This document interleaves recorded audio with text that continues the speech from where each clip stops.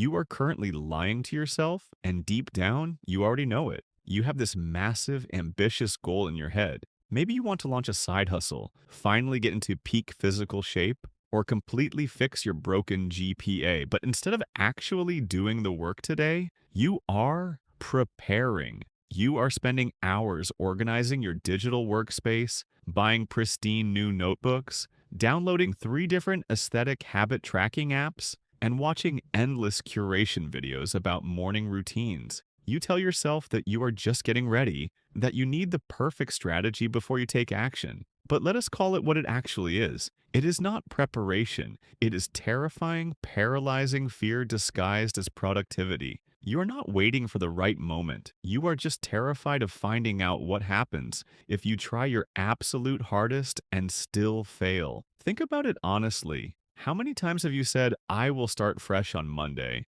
only for Monday to arrive and suddenly you need to clean your entire room first? We have all been there. You sit down to study for a massive exam, but your brain convinces you that you cannot possibly focus until your desk is perfectly clear. So, you spend an hour wiping down surfaces and organizing cables. By the time you finish, you are mentally drained. You reward yourself with a quick scroll on your phone, and the day is completely gone. You feel a strange sense of accomplishment because you were technically busy, but you did not actually move the needle forward at all. This is the dangerous trap of productive procrastination. It allows you to feel like you are making progress while you are actively running away from the actual work. But here's the twist that nobody tells you.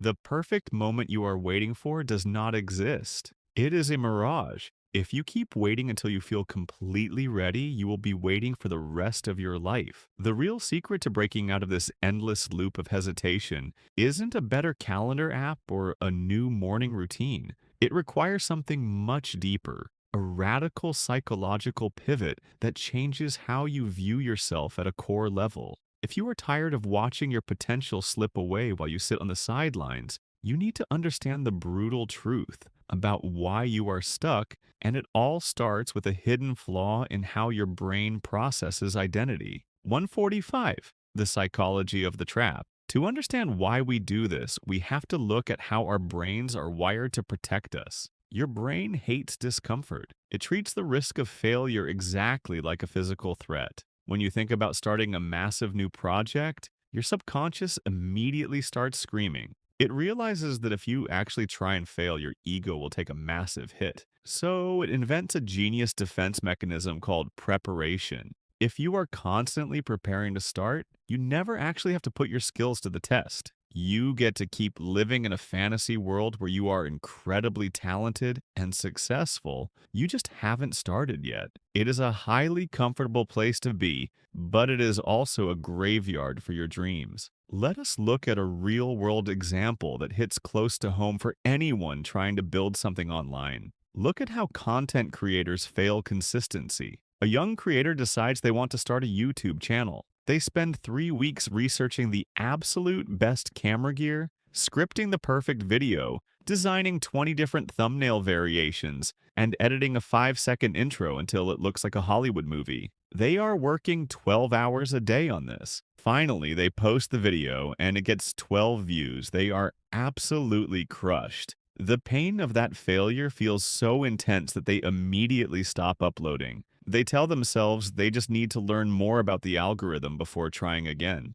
What went wrong here? They focused entirely on the external tools and the perfect outcome instead of focusing on who they actually were. They were acting like a person trying to pass a test rather than a person who simply makes videos as a part of their daily life. When you tie your entire self-worth to a specific, perfect outcome, any small setback will completely derail you. This is why standard productivity advice fails most people. It tells you what to do, but it doesn't change who you are. 415. The Identity Shift Framework. This brings us to the core concept that will completely change how you approach your goals. The Identity Shift Framework. Most people try to change their lives from the outside in. They follow a classic 3-step model. First, they focus on the outcomes they want, which is the have phase. They say, I want to have a six-pack, or I want to have straight A's. Second, they look at the actions required, which is the do phase. They say,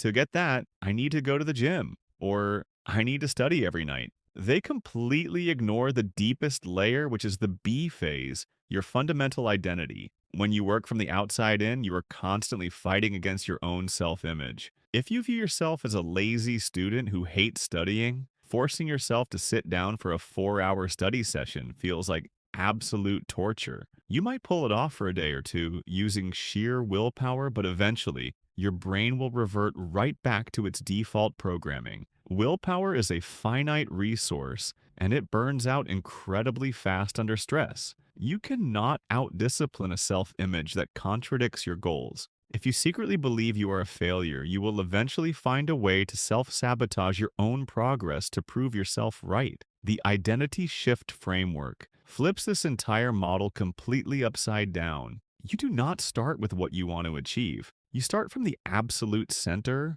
with who you want to be. You shift your identity first, and then you let your actions flow naturally from that new identity. Instead of saying, I am trying to write a book, you say, I am a writer. Instead of saying, I am trying to get fit, you say, I am an athlete. This sounds like a simple linguistic trick, but it completely changes the psychological math in your head. A writer writes, an athlete trains. It is no longer an agonizing debate you have with yourself every morning. It simply becomes a core part of who you are. Now, you might be wondering how you can suddenly just decide to change your identity when you don't have any proof yet. You cannot just look in the mirror, repeat a few positive affirmations, and magically expect your entire life to change. Your brain is far too smart for that. It knows when you are lying to it. You cannot trick your subconscious with wishful thinking. You need hard, undeniable evidence. And the only way to gather evidence is through incredibly small daily actions. This is where most people completely ruin their momentum. They try to make the shift way too big, way too fast. They go from sitting on the couch all day to trying to work out for 2 hours straight. They burn out immediately, reinforce the idea that they are lazy, and the vicious cycle continues. To prevent this, you need to shrink the action step until it feels so ridiculously small that it is literally impossible for you to say no to it. You need to make the barrier to entry so low that even your most tired, unmotivated version of yourself can still pull it off. If you want to become a writer, do not try to write a whole chapter today. Just write one single sentence. If you want to become an athlete, do not try to go through a brutal gym session. Just put on your workout shoes and do 5 push-ups next to your bed. If you want to build a business, do not try to write a 30-page business plan. Just open up a blank document and write down 3 potential ideas. The goal here isn't to make massive progress in a single day. The goal is simply to cast a single vote for your new identity. Every single time you write that one sentence or do those 5 push-ups, you are proving to your brain that you are no longer a person who just talks about things. You are a person who takes action. Once you start gathering this evidence, you will run into a brand new enemy: absolute, mind-numbing boredom. In the beginning, starting something new is incredibly exciting. You feel a massive rush of dopamine just thinking about your future success. But after a week or two, that initial excitement completely fades away. The novelty wears off, the daily actions become repetitive, and the results are not showing up fast enough. This is the exact moment where most people quit and look for a new routine or a new goal to give them that dopamine hit again. This is the ultimate test of your new identity. True productivity is not about a massive burst of inspired energy.